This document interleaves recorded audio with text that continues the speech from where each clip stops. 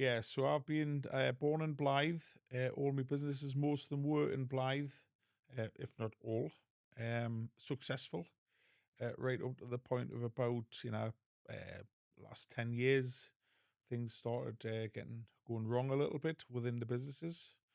I put that down to because of my political allegiance at that time. I chose to mix business with politics. Joined a political party back in 2013, and from that point on, businesses started getting a lot difficult in my town.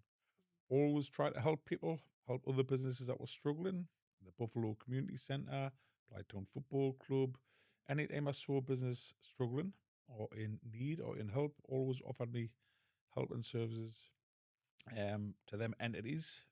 Always being, as a politician does, trying to help other people.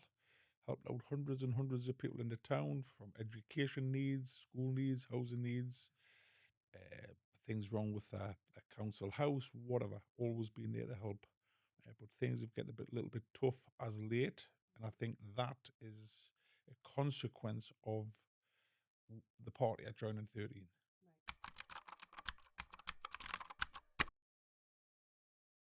Yeah, so Blythetown Football Club, quite a few years ago now, I was reading an article that was successful in securing 150 grand, if I remember, Budweiser grant to further develop and further promote the club.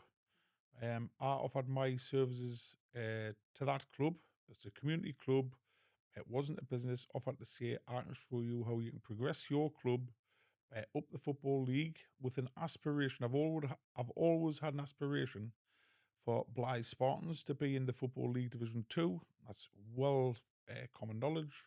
So we took on board. The committee grasped my offer, and away we went on that journey. Um, Very successful in the fact that it got to the point where my ambition for that club exceeded their expectation. They asked me to form a separate company to take the football team forward. And that's what I did. I formed a team, Blythe Town Football Club First Team Limited, which would then progress to Blythe AFC. Was a very successful team until there was in my opinion, a potential possible political attack where they removed the football ground from me. The football ground was removed from other areas as well, which meant that football team, football company, could no longer proceed. The issues with Blythetown Football Club, the community club, came out in a BBC programme, BBC Inside Out, made many, many accusations about me, about my business, whilst I was at that community entity, and none of them are factually correct. And my only defense to what they have said all along has been we need an independent forensic analysis of all the activities that happened at that football club during my tenure, and we need a full set of detailed accounts, and that will answer all the questions and more that the BBC Inside Out programme pushed out. In that as well, there was allegations of bad workmanship on buildings. In one respect, that was not correct because it was work in progress. All that work was done at cost for free for the community club, and the works never got finished. All the contractors that I brought to that football club during that time were all top notch, work for all of the football clubs in the area whose characters were assassinated during that time as well. But all I can say about that situation where the BBC brought it up, possibly we'll kind of get rid of it until there's a full forensic examination that I would fully cooperate with for the time I started there and the time I ended there. And I think the town and I think the people and the members deserve that. That's all I can offer for that one. The work's not being finished, never got done. There was things done there. People interfered with the work in progress, the local authority planning. attended the site and said things weren't built in accordance with the detail of the plans and all other things. Working with the club at the time on them, that was a matter of the club wanted things done to save money. So where, for example, where there was a window in the new planning permission was a metre wide, but they wanted to use the existing meter that was 750 wide. It was things like that where the planning authority got involved, said that the works weren't being completed in accordance with the detail of the plans, and that's gone. But they're the little issues that have now been resolved. It's a great community club. We all need to continue to get behind it. It's not a single person owned. It's an entity that the town should be proud of. But we really need to get rid of this stigma that attaches me to that club, not just for me, but for the club and for the people that deserve to know what went on in that football club during that period. And if the BBC want to keep continuing to bring it up as a political attack on me, I cannot really offer any more than that. And in the past, I have tried to get that message across on social media by written text. It's not working. I'm not going to be doing that anymore. Doesn't work. This is the way forward. Let the professionals get involved. Let we get this resolved for that entity alone. Do you know what I mean? The South Beach site, known as Windsor Drive, Kensington Court, started off in 2016.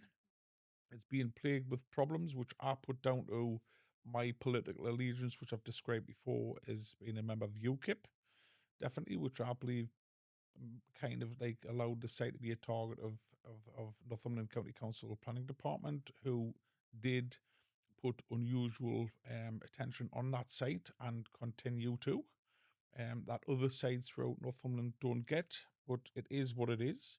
We've come on a journey of them years where many people have been caught up in this. On a building site that should take 15 months. I've successfully done two previously, one adjacent to it. It's a beautiful site. Everybody's happy in it. There's one just up to the east of Bebside. Really beautiful site. Everybody's happy in that. What's happened on this journey is people have put deposits down on these properties and they have been caught up in the mess of the situation on that site. And in that, unfortunately, companies have had to go into liquidation. That they haven't been liquidated yet. They're in liquidation as a result of a huge error from lawyers and His Majesty's Land Registry, who allowed numerous sales and completions to take place when they really shouldn't have. But that is a matter for the professionals to sort out, which they're currently doing literally now today and have been for the past few years as we speak. They know what's happening on that site. They know why it's happening. And anybody caught up in it, I really am sorry about it. It wasn't caused by anything that is being directed. It was my actions or what I did. And at the end of the day, there is still that possibility that could be resurrected. It could happen, where the liquidators do find the cause of why it had to go into liquidation, which was them errors I've just described. Those people that got caught up in it, that said they've lost money, have the companies told them to go back to their own solicitors who were professionally negligent by allowing their clients to exchange legal contracts on a site which has been proven wasn't good title. It was found that there was a strip of land for the last 8 years that actually wasn't owned by the company, was never owned by the conveyancer that sold it to the company. And that is the legal wrangle we're in at the minute. And there's a lot of people getting caught up in it. The BBC have picked up on that. I did offer the BBC a live interview only after the elements of the legal situation on that site was completed. They agreed in writing that they would wait on that. Some of them have been alleged as criminal. So there has been some criminal allegations made by myself and the company. They are being investigated by the police even at today. And it's not the time really to be doing a BBC interview because that could prejudice the outcome of the liquidation process and the criminal allegations that's been made. So I've never, ever not said to the BBC, I will not give you a live interview. I will, but it's got to be at the right time. And so what we're seeing at the minute is an assassination of my character based on trial by television, trial by newspaper, trial by what people may think or perceive to be true when it's not. I can assure everybody caught up in this process, everybody that's put a deposit down, everybody that's in the liquidation process, the liquidator will exhaust all avenues to get this back to where it was. And if he cannot, he will tell you why he cannot. That is what we've got to wait on, rather than assassinating my character through a TV show, making things to believe and misrepresenting and misleading and all the rest of the stuff. And that's all I can say on that side. Just really apologise for those caught up in it. But it's still live, it's still ongoing, and it's still got a chance. Yeah, so another one, we've got, we built a care home in Bedlington. Started that job in 2012. It was another long process, but we eventually got there. As the company director of Alcyon Healthcare Northeast Limited, I could have no involvement with the care. It's a highly regulated industry, the care industry, so you've got to put somebody in front of you, and it's called a registered provider. The registered provider is assessed and quantified and qualified by CQC. So as the director of the company, I accept responsibility that it was my company. I was the director of it. But in that industry, you have got like a barrier between you and how they get on with it, get on with the running the service, delivering the service to the people that wanted to buy into the business, wanted care from the business. So we appointed a long-term friend, who would be fully conversant in how to run care homes for many, many years in the industry, very successful by all accounts. And over a number of years, that relationship fragmented. A lot of business pressures and other, it fragmented, it did, with culminating in him wanting to leave the business, which was fair enough. These things happen. People move on. When he left the business, a lot of things came out of the woodwork, not by me, that I was unknown to, by the staff. It made allegation after allegation after allegation, and what had went on under the care package. They were reported to the correct authorities. There was numerous coroner's inquests, coroner's reports, and investigations. Unfortunately, at that time, with that business, COVID came along. So the registered provider resigned in the October of 19, and by the January 20, we were in full-blown COVID situation. As the director of the company, I had to do what we had to do to keep the residents safe, to keep the building running. The regulation, highly regulated. We brought in loads of people, ex-magistrates to run it. Everybody were tried with the full cooperation of Northumberland County Council, who did bring in a great team to help with, because they knew the circumstances the business was under. And the government weren't allowing new appointments into care homes, new managers to come. You couldn't cross-hire them, etc. So again, with a full legal team, we're trying to save that business. Were brought in. Northumberland County Council brought themselves in to help the business, but for some reason, CQC failed their involvement twice. It went from well-led business, tough times through COVID, and it went down. It downgraded with the teams that were brought in. Couldn't seem to pass the CQC tests. It's all public record. And it got to the point where CQC gave an ultimatum to the business. I couldn't understand it, because it was the county council, by all accounts, the county council healthcare team were running that side of the business for me. Again, lawyers will verify that. That was all done with them. And CQC failed their delivery of service, and it was given an ultimatum: the care home will either be closed down, because we couldn't get the management in, the delivery of staff to do it. Sorry, the management side of it, the registered provider side, unless I sold the business on.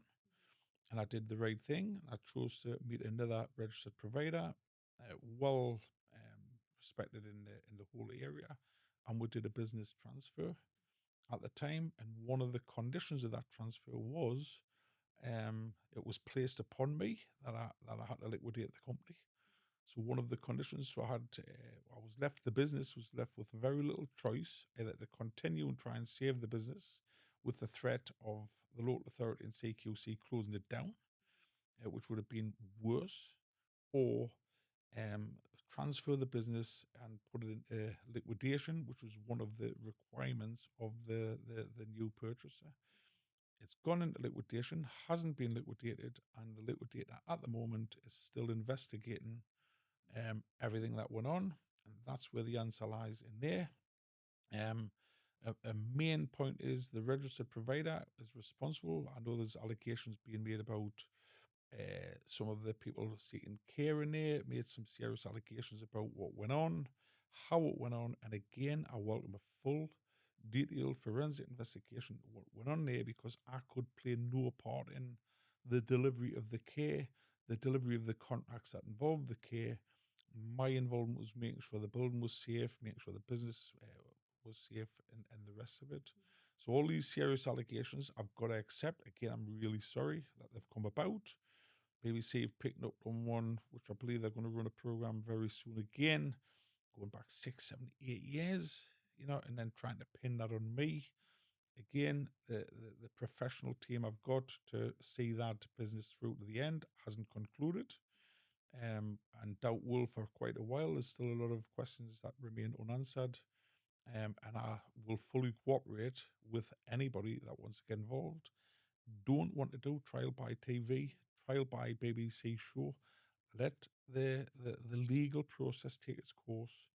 And if that business does finally get liquidated, then we'll do a forensic breakdown of why.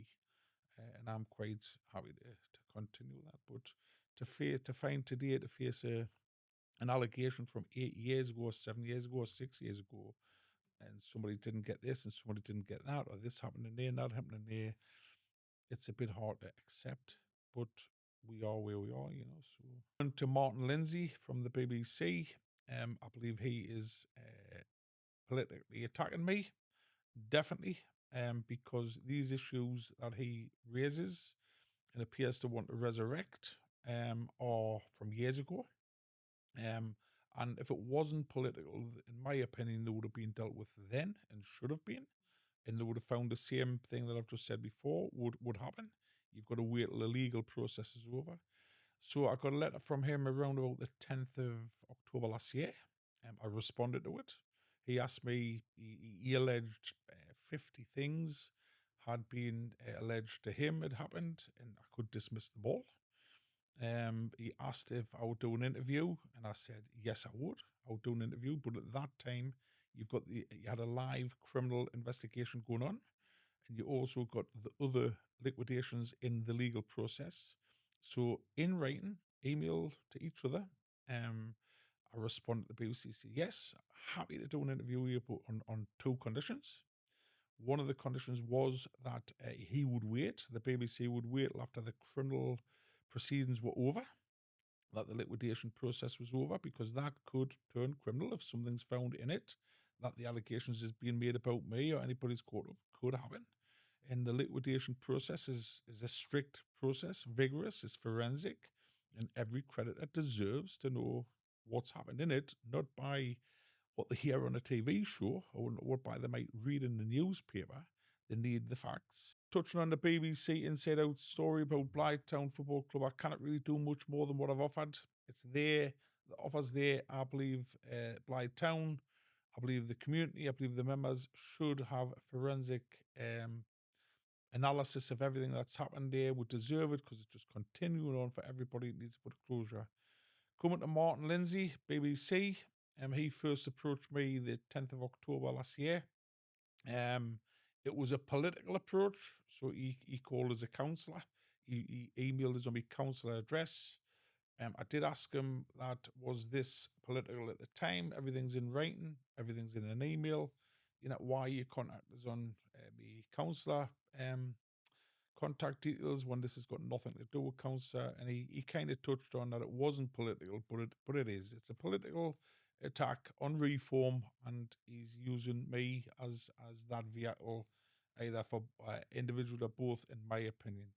The most important bit is in his letter, he made multiple accusations, multiple allegations from different people, and I offered to defend each and every one of them in a live interview with Martin, with the BBC, to refute all of them. So, and I'm happy that if any of them allegations were found to be true, to stand trial in the proper legal arena, not trial by television. Happy that anybody that can come along from the legal profession and agree with any of them allegations, I'm there to be happy. Going on, I offered him an interview on a number of conditions, and them conditions were one was to allow the criminal proceedings, which were going on at the time of his letter and still out to this date, same ones. And two, that I put a team of people into that interview wherever he wanted it. I would have come without a script, answered any question relevant to the allegation, in a controlled environment. And he reluctantly, after speaking to his bosses and whatever, agreed to that. So he sent me an email back to say, yeah, we agree that all the allegations we've put here, quite a few serious ones, some of a criminal nature, if they were true. He would give us an interview, and his words were, we'll give you up to 2 hours. I will give him as much time as he wanted for the interview on the basis of that. So we agreed. We agreed that the interview would take place. It would be more than 2 hours, and it would be under controlled conditions. And after the criminal proceedings had taken place and been finalised, he accepted that they shouldn't run a show when there's live criminal proceedings. Again, it's all in writing. Lo and behold, a few days later, a week later, I can't remember, I'm just walking along. I'm a family man. I've got a life as well. You know, happy to face anybody who wants to challenge me for what they think I might have done wrong in the correct arena. And I'm walking along the beach, and I got jumped. Literally got jumped by Martin and a couple of others who, and I mean, most people have seen the reaction I did. I had seconds to provide an answer. In my opinion, it wasn't the best. I accept that, but I was under pressure, out of breath. I was startled. I was everything. How would anybody else be if they've just been jumped on the beach by a team that's probably been stalking the house for the last 4 hours? I don't know. That's part of an allegation I've made to the police ongoing.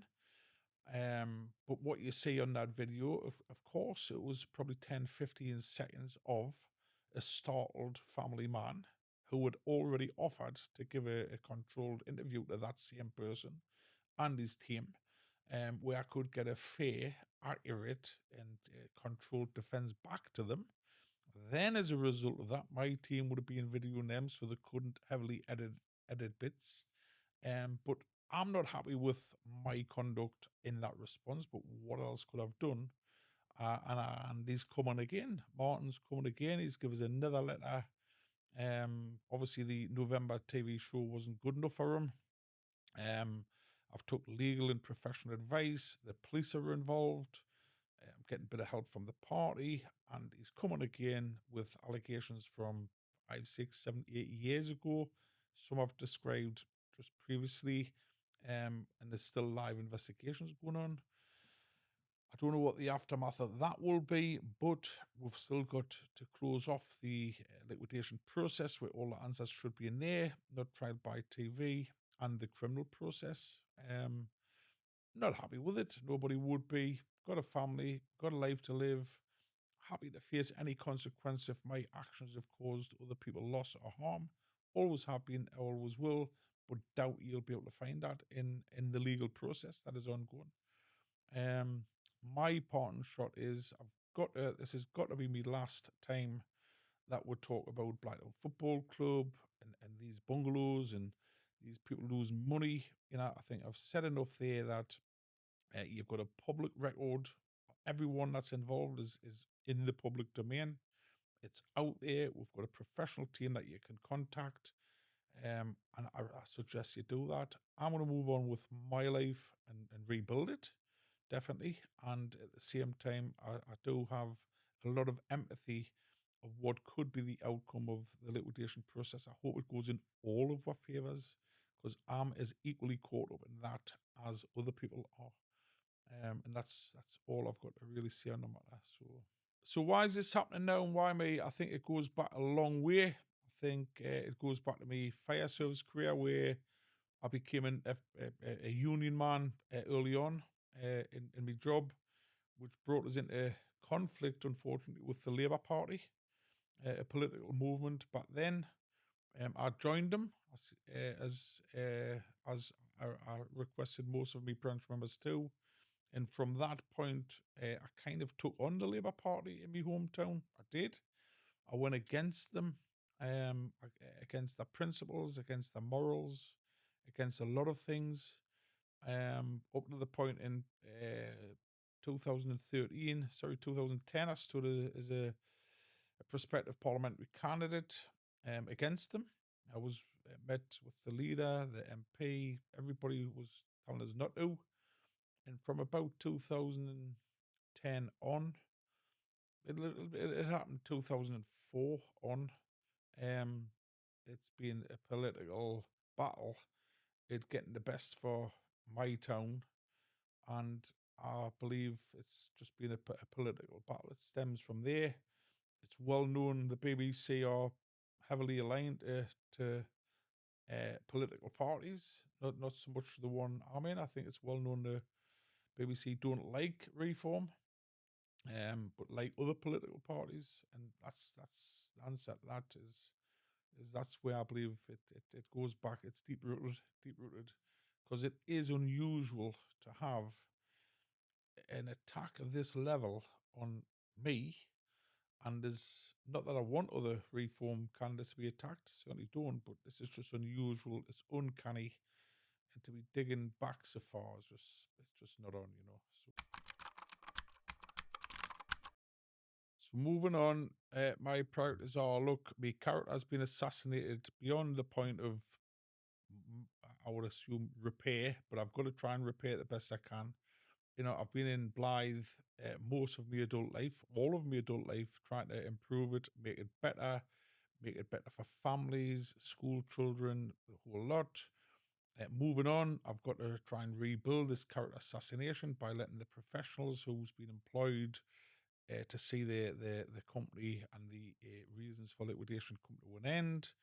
Let the police exhaust their process on those allegations that have been made as a result of Martin Lindsay and his program, particularly as a result of that, yeah, and just really get stuck into my county councillor role, where I'm here to help the people of Newsham, Blythe Town, and Northumberland County Council.